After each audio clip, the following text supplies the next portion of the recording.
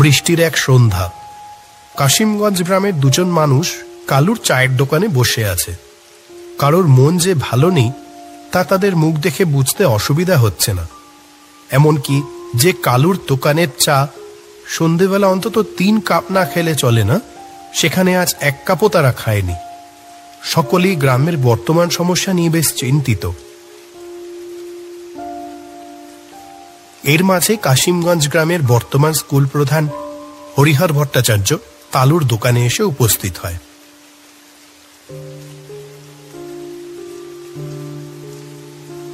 এ কি জগাই, মাধব, তোমরা এমন মনমরা হয়ে বসে আছো কেন?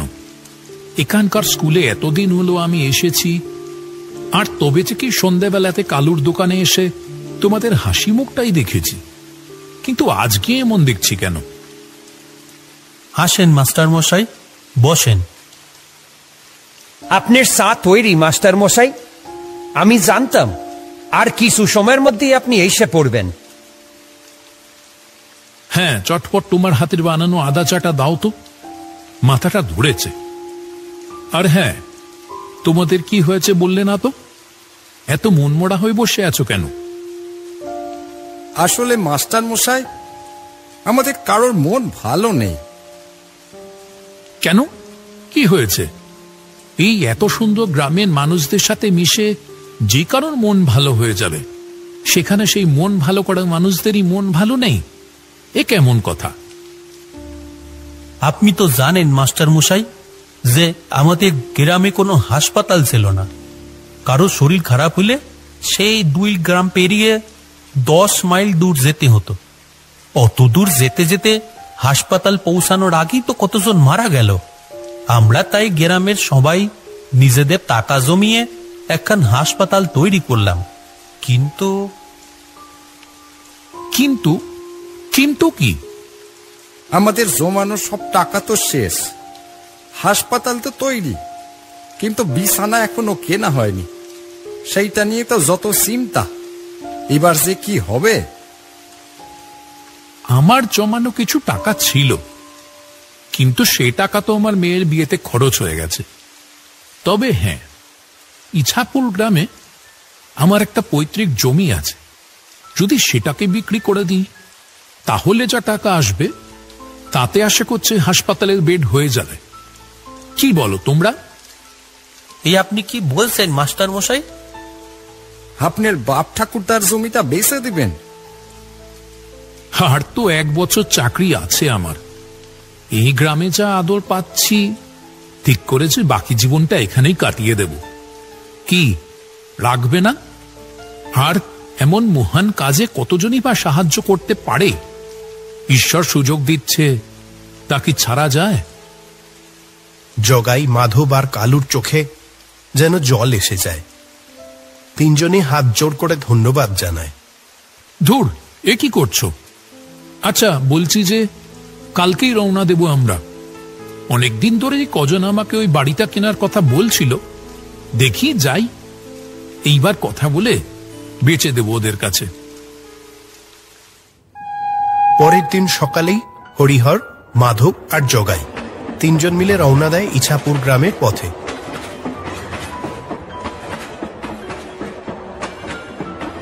ওরা যখন ট্রেনে, তখন বেশ জোরেই বৃষ্টি শুরু হয়েছে। আকাশ কালো মেঘে ঢেকে রয়েছে, সাথেই বেশ জোর হাওয়া বইছে। এই বৃষ্টি থামার তো নামই নেই। আমিও তো এই চিন্তাটাই করছি। যা বৃষ্টি হচ্ছে, কার মধ্যে আবার মাতলা নদী পেরিয়ে যেতে হবে। স্টেশন থেকে আপনার গ্রাম অনেকখানি দূরে? স্টেশন থেকে ভ্যানে করে নদীর ঘাটে যেতে হয়, তারপর সেখান থেকে নৌকা করে নদী পার হয়ে আমার গ্রাম। 3 জনের বিভিন্ন আলোচনার মধ্যে দিয়ে সময় গড়িয়ে চলে। অবশেষে যখন ওরা স্টেশনে এসে নামে, তখন সন্ধ্যা গড়িয়ে রাত হয়ে গেছে। নির্জন সেই স্টেশনটাতে শুধু ওরা 3 জন এসেই নামে। বৃষ্টিটা তো একটু থেমেছে, এই ফাঁকে চলো দেখি তাড়াতাড়ি নৌকার ঘাটে পৌঁছাতে পারি কিনা। ওরা আর সময় নষ্ট না করে স্টেশনের বাইরে বেরিয়ে আসে ভ্যানের আশাতে। আশেপাশে কোনো মানুষের দেখা মিলছে না। বৃষ্টি হবার দরুন রাতের অন্ধকারের গাঢ়তা যেন অন্য দিনের থেকে একটু বেশি। ঘন কালো অন্ধকার চারপাশটাকে ঘিরে যেন একটা মায়াবী পরিবেশ সৃষ্টি করেছে। স্টেশন লাগোয়া বটগাছের তলায় এসে দাঁড়ায় ওরা। এইখানেই ভ্যানগুলি থাকে, আজকে একটাও নেই। আর বৃষ্টির রাতে কার আশাতেই বা বসে থাকবে? শেষ ট্রেনে এই বৃষ্টির রাতে গ্রামে যে কেউ আসতে পারে তার আশা কেউ করেনি। তাহলে এখন উপায়? পায়ে হেঁটেই চলো, আর তো কোনো উপায় দেখছি না। আকাশ কিন্তু খুব একটা ভালো ঠেকছে না, কেমন একটা দম বন্ধ করা পরিবেশ। জোরে ঝড় আসার আগে যেমন হয়। তিনজনে অন্ধকারের মধ্যে দিয়ে এগোতে শুরু করে। কিছুটাই এগিয়েছিল, এমন সময় অন্ধকারের ভিতর থেকে একটা ভ্যানের আওয়াজ ভেসে আসে। ওই তো কোনো ভ্যান আসছে মনে হচ্ছে। দাঁড়াও, এখানেই দাঁড়াও। দূরে কাঁচা রাস্তার আলো আধারি ভেদ করে কয়েক মুহূর্তের মধ্যে ওদের তিনজনের সামনে এসে উপস্থিত হলো ভ্যানটি। হরিহর আলো আধারির মধ্যে আগত মানুষটিকে দেখেই চিনতে পারে। আরে বলাইদা যে, কতদিন পর তোমার সাথে দেখা হলো। আগত লোকটিও কিছু সময় হরিহরকে দেখে বলে, বাবা, হরিহর দেখছি যে, কেমন আছো? তা বাড়িতে যাবে বুঝি? হ্যাঁ বলাইদা, ভালোই আছি। বলাইদা, এই দুজন হলো আমি এখন যে গ্রামে স্কুলের শিক্ষক সেখানকার বাসিন্দা জগাই আর মাধব। আমরা সবাই মিলে আমার বাড়িতেই যাচ্ছি। বলাইদা, তুমি যদি নৌকার ঘাটে পৌঁছে দিতে তো রাতের শেষ নৌকাটা পেয়ে যেতাম। ভ্যান চালক বলাই ক্ষীণ স্বরে বলে, এই বৃষ্টির রাতে কি আর নৌকা পাবে? আচ্ছা চলো দেখি, উঠে বসো। জগাই, মাধব, উঠে পড়ো, এইটাই শেষ সুযোগ। এখন বলাইদার ভ্যান ছেড়ে দিলে সারা রাত দাঁড়িয়ে দাঁড়িয়ে এখানে বৃষ্টিতে ভিজতে হবে। চলো চলো। এরপর আর সময় নষ্ট না করে তিনজন উঠে পড়ে বলাইয়ের ভ্যানে। অন্ধকারের মধ্যে দিয়েই ভ্যান চলতে শুরু করে।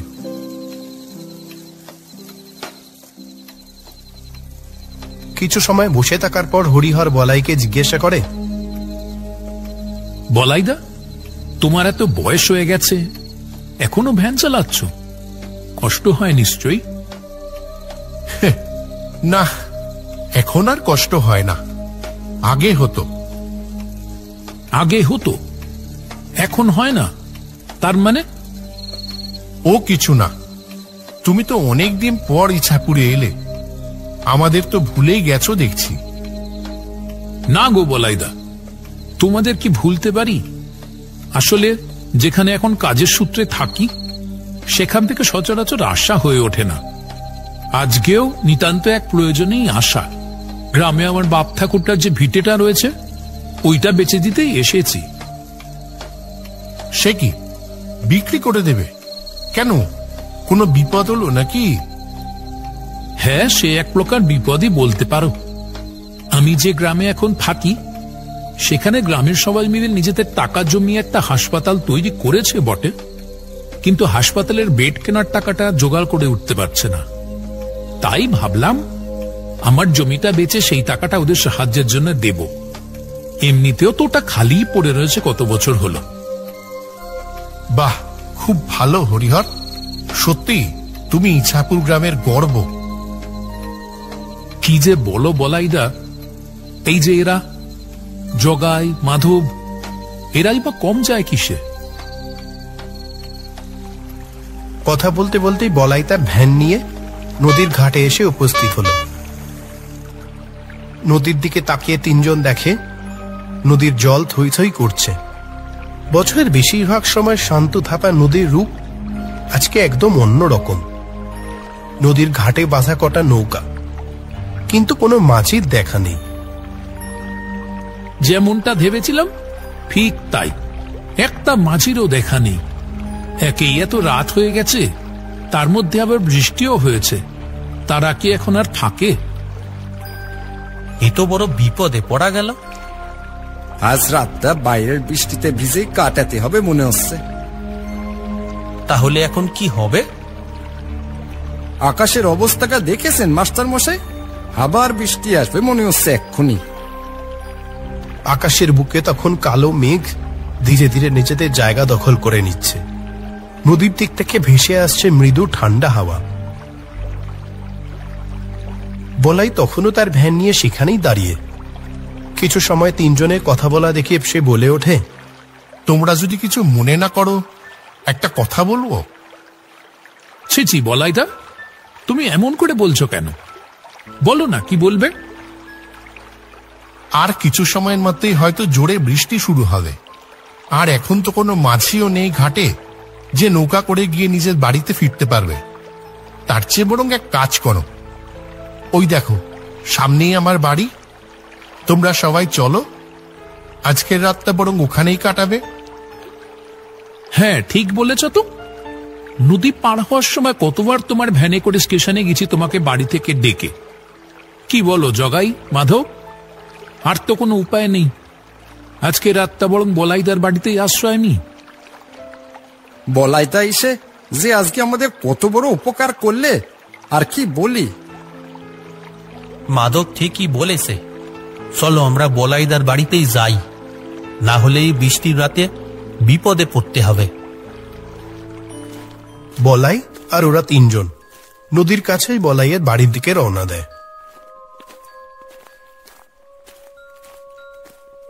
দরজা খুলে ভিতরে ঢুকতেই কেমন একটা গন্ধ ওদের নাকে এসে ঝাপটা মারে, যেন কতদিন পর কেউ এই ঘর খুলে ভিতরে এলো। বলাইদা, ঘরের ভিতর কেমন একটা বিকট গন্ধ গো। মেঝেটাও কেমন পিছল ঠেকছে। ঘরটা তো আসলে সবসময় প্রায় বন্ধই থাকে, আমি তো ভ্যান নিয়ে বাইরেই থাকি, আর ঘরে হয়তো জানলা দিয়ে জল ঢুকে এমন হয়েছে। ঘরে কোণের ভাঙা জানলা দিয়ে সামান্য আলো আসছে। খাবার তো ঘরে কিছু নেই, তাই তোমাদের জন্য কোনো খাবারের ব্যবস্থা করতে পারছি না। ওসব নিয়ে তুমি কিছু ভেবো না বলাইদা, এই ঝড় জলের রাতে তোমার বাড়িতে একটু মাথা গোজার ঠাইটুকু পেলাম, এই তো অনেক। তুমি না থাকলে তো এই বৃষ্টির মধ্যে কোথায় রাত কাটাইতাম কে জানে। ও তেমন কিছু না। আচ্ছা, তবে তোমরা শুয়ে পড়ো। আর তুমি তুমি কোথায় থাকবে? আমি বাইরে শুয়ে পড়ব, কোনো অসুবিধা হবে না। কেন, তুমিও আমাদের সাথে শুয়ে পড়ো। না না, আমার কোনো সমস্যা হবে না। এই কথা বলে বলাই বাইরে চলে যায়, আর তিনজন মাটিতে পাতা মাদুরে শুয়ে পড়ে। রাত তখন অনেক গভীর। হঠাৎ করেই হরিহরের ঘুম ভেঙে যায়। বাইরে থেকে একটা অদ্ভুত আওয়াজ আসছে, যেন ঘরটা থেকে কিছু দূরেই কেউ মাটি খুঁড়ছে। হরিহর শুরুতে ব্যাপারটা এগিয়ে গেলেও আওয়াজটা যেন ক্রমশই বাড়ছে। যে কাজটা করছে সে যেন কারো তোয়াক্কা না করেই করে চলেছে। আওয়াজটা আসছে কোথা থেকে? চোর এলো নাকি? হরিহর চট করে উঠে জানলার কাছে গিয়ে বাইরে চোখ রাখতেই দেখেন বলাইদা ঘরটা থেকে একটু দূরেই গাছের নিচে মাটি খুঁড়ে চলেছে।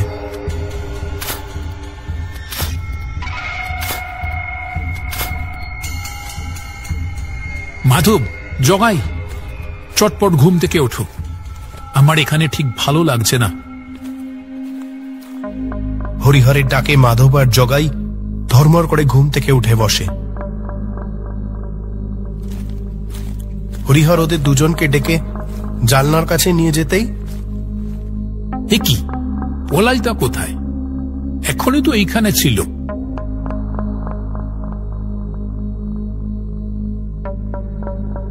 আপনি ঠিক দেখেছিলেন মাস্টার মশাই? একদম ঠিক দেখেছি, চলো তো বাইরে যাই। ওরা তিনজনে এগিয়ে চলল ঘরের পিছনের গাছটার দিকে। ওই দেখ, গাছটার নিচে মাটিতে কিছু একটা রয়েছে বলে মনে হচ্ছে না?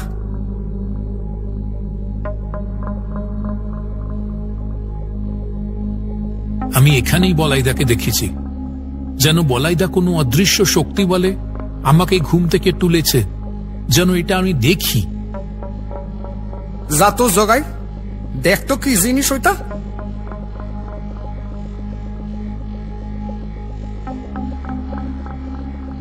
মাটিটা হাত দিয়ে অল্প সরাতেই জগাই দেখতে পায় একটা পয়সা ভরা কলসি। এর মধ্যে তো অনেক টাকা। কিন্তু এত টাকা কার? বলাইদাই বা কোথায় গেল? ঠিক আছে, অন্যের টাকা ধরার দরকার নেই। ওই কলসিটা যেখানে ছিল সেখানেই রেখে দাও, আর ওটার উপরে মাটি চাপা দিয়ে দাও। ঠিক এমন সময় বড় গাছটা যেন নড়ে ওঠে। তিনজনই উপরে তাকিয়ে চমকে উঠে দেখে লম্বা পা ঝুলিয়ে বসে আছে একজন। কি ভয়ানক তার চেহারা!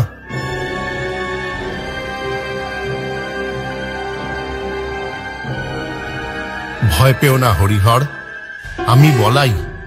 আমি দেখতে চাইছিলাম অসময়ে তুমি লোভী হয়ে গেছো কিনা। সত্যি হরিহর, এই গ্রামের গর্বই তুমি। তুমি চাইলে এই টাকাটা সহজেই নিয়ে নিতে পারতে, আর আমার মতো একটা বুড়ো নিশ্চয় তোমাদের তিনজনের সাথে পেরে উঠত না। যেখানে তোমাদের টাকার দরকার, আর বুঝতেই পারছো এখানে অনেক টাকা আছে। কিন্তু তুমি?